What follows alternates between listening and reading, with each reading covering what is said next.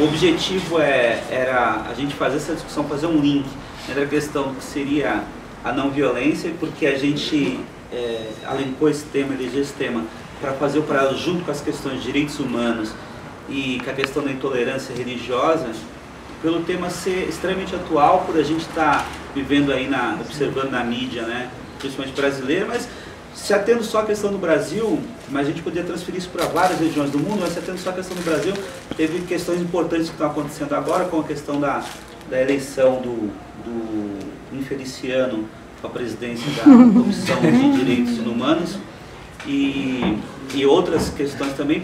Ontem, quem acompanhou mais pela mídia alternativa, a desocupação, né, a invasão da aldeia Maracanã, com abuso e abuso da violência por parte do Estado, né? Então a gente viu que esse tema era um tema extremamente importante. A gente achava que mesmo que a gente não conseguisse reunir muitas pessoas, né, para poder fazer essa discussão, que é uma discussão que nem todo mundo está predisposto a fazer, mas a gente sabia que tinha um núcleo bom de pessoas que podem estar aprofundando mais debate e reproduzindo esse debate dentro da sociedade. A maioria das pessoas aqui que a gente conhece, todo mundo tem uma certa ligação com o movimento social, sindicatos, direitos humanos, movimentos sociais, movimento humanista, né? Então, seriam pessoas que seriam uma espécie de semente. Vamos partir dessa discussão, a gente levar para outros locais, aprofundar para outros locais, né? Então, a gente pensou em fazer uma coisa equilibrada. O Paulo é do movimento humanista, do Partido Humanista, e é um articulador de uma agência de notícias que é a Presença, que é internacional, né, que reproduz informações ligadas a movimentos sociais do mundo todo, né? O Aristeu, que é dos direitos humanos, que é uma figura já está muito tempo militando, que é psicólogo, e eu preferiria que a Fernanda e a Milena se apresentassem por causa da minha baixa informação, pequena informação que eu tenho sobre o trabalho de vocês, mas que trabalham junto com os direitos humanos. Então a gente começaria pela apresentação delas, e aí se o Aristeu quiser falar mais alguma coisa dele, o Paulo também faz a apresentação, e a gente teria a média de 15 minutos de exposição para cada um, né, e abriria para a discussão pessoal. E aí, se vocês precisarem daqui a pouco estar utilizando material, a gente vai poder estar passando. Tá bom? Na verdade, se tivesse um computador só para mostrar um esqueminha depois que a gente vai usar. A gente vai, ele vai... Tá, a gente vai conversando e depois vocês me avisam do tempo. Não, você faz uma apresentação agora, aí, ao invés de você fazer sua fala agora, aí o Aristeu fala, o Paulo fala, e aí depois, porque ele já chega e já faz a instalação. Então, vamos fazer rapidinho. Meu nome é Milena, eu sou educadora do Centro de Direitos Humanos e Educação Popular do Campo, o CEDEP, né, como a gente chama. É uma instituição que atua há mais de 30 anos na região ali do Campo Limpo e também faz algumas ações no Brasil inteiro e também articulações em outros países. A atuação do CEDEP sempre foi em defesa dos direitos humanos na região. Então, durante a ditadura militar, a gente, né, o povo que estava antes, atuava junto aos movimentos, né, para proteger mesmo com relação a apoiar os movimentos sociais e também em defesa, né, da violência do Estado. E depois, da década de 90 para frente, a instituição pauta com mais força essa coisa da violência, principalmente dos homicídios da região. E depois, a partir de 2005, 2006, a gente começa a atuar com mais força nessa ideia de justiça restaurativa, que é o que a gente vai apresentar aqui. Tá. Sou a Fernanda, também sou educadora do CEDEP.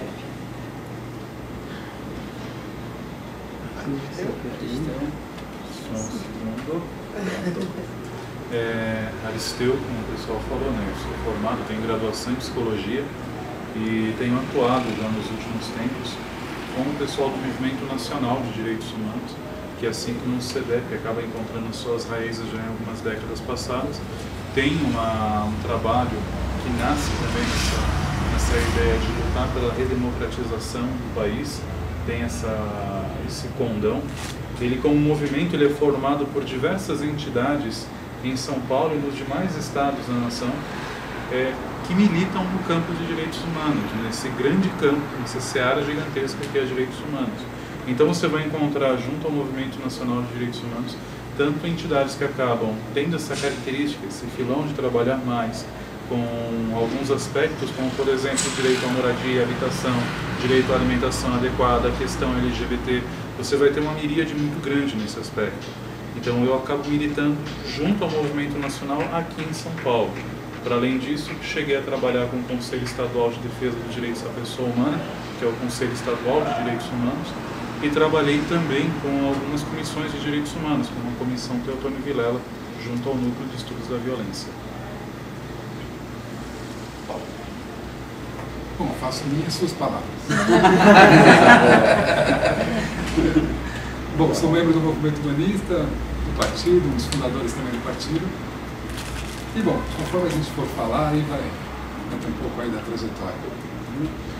Eu sugeri então que elas vão precisar usar o computador e ainda não chegou a conversa, o Aristeu começasse a falar, porque daí a gente teria já um tempo, daria o tempo de poder utilizar. Certo.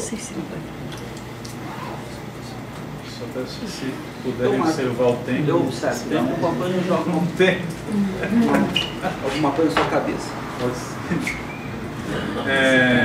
Então, basicamente, acho que a gente se reúne aqui, o convite, ele é muito interessante para a gente poder, na verdade, pensar, pautar, verificar possibilidades para isso que a gente vê nesse mundo, nesse cotidiano. Eu acho que para além de taxas, e recentemente a gente teve o lançamento do último mapa da violência, mas para além de pensar um mundo, além de pensar a vida humana em taxas que podem medir avanços, podem medir retrocessos, podem medir progressos, mas raramente vão mostrar o que há de fato de humano, o que há de vida humana nessas taxas, é interessante que a gente possa fazer isso que parece tão extraordinário e revolucionário, que é sentar numa roda e conversar sobre coisas da vida.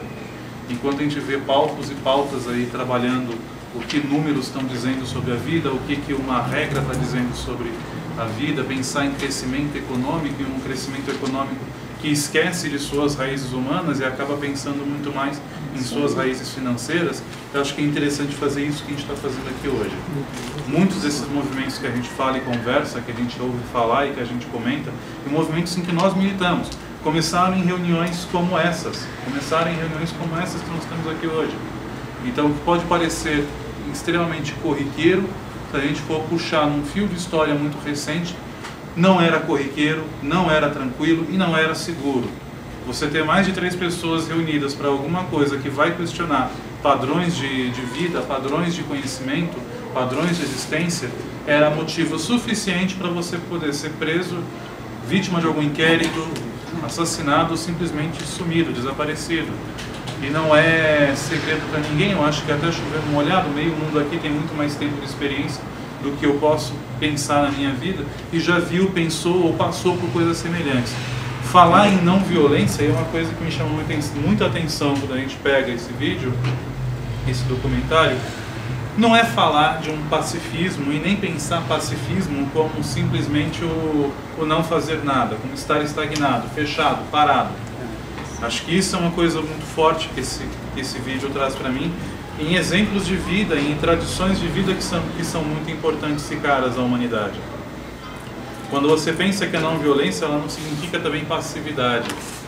Pode parecer um jogo de palavra, mas como a gente sabe que nesse mundo não existe um sinônimo perfeito, então uma coisa, como diz, e a gente brinca, como Tim Maia brincava e falava, que uma coisa, outra coisa, é necessário entender isso. Não violência não é pacifismo, não violência não é passividade, e não violência não é ficar esperando que as coisas aconteçam.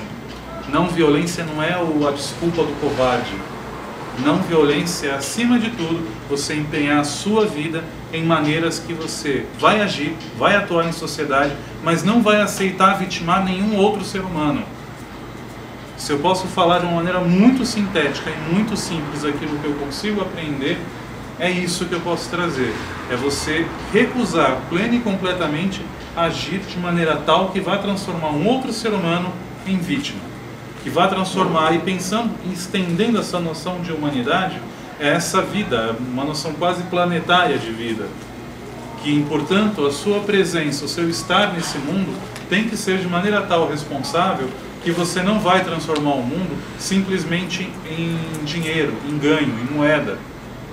Você não vai observar qualquer coisa que você vê como desde uma árvore, um exemplo bem simples. Você não vai observar uma árvore e verificar quantos móveis ela pode se transformar, em que pilha de papel ela pode se transformar e quanto que eu vou lucrar com essa pilha de papel. É entender que existe sim algo de importante e inclusive o uso desse algo tem que ser feito com muito respeito e cuidado. Não por um ecologismo bonito e totalmente desconectado do dia a dia, do nosso cotidiano, mas por algo sério. Eu esqueci de falar, e é uma coisa muito importante.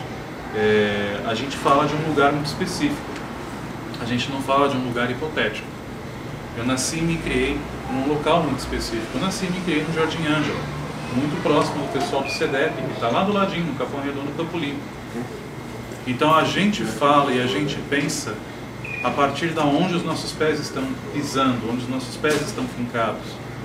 E por mais que nós sejamos pensar num universalismo, a gente não consegue ter um ponto de vista que seja tão distante universalista dessa maneira. Então eu falo e eu penso a partir de um ponto, eu falo e eu penso a partir da onde eu vivi, do Jardim Ângela.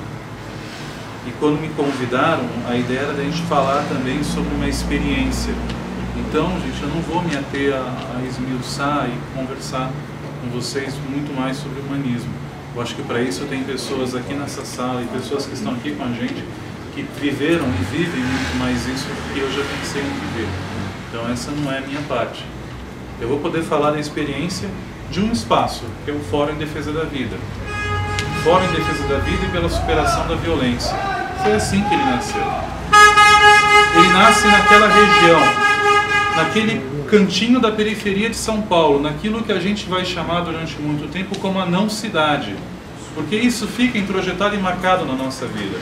Quando eu era moleque, a gente falava em vir para Santo Amaro, e nem vir aqui para o centro, mas vir para Santo Amaro significava ir para a cidade. Então, se eu estou indo para a cidade, significa que aquele lugar, além Rio Pinheiros, não era a cidade. E isso é uma marca que a gente tem. Isso é uma marca muito forte.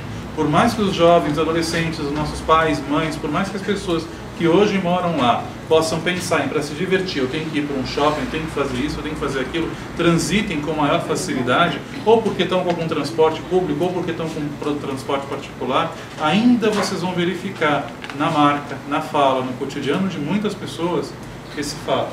Se eu saio do meu bairro, lá no Jardim Ângela, lá no Capão Redondo, no Campo Limpo, eu estou indo para algum outro local, eu estou vindo aqui para o centro, na verdade muitas vezes eu me pego falando, eu estou indo para a cidade. Eu ainda moro no Jardim Ângela, atualmente trabalho com o pessoal da PUC, no Núcleo de Trabalhos Comunitários. Vez por outra eu me pego falando isso. Fórum em Defesa da Vida e pela Superação da Violência nasce no final dos anos 90. A gente está falando de um período em que aquela região muito específica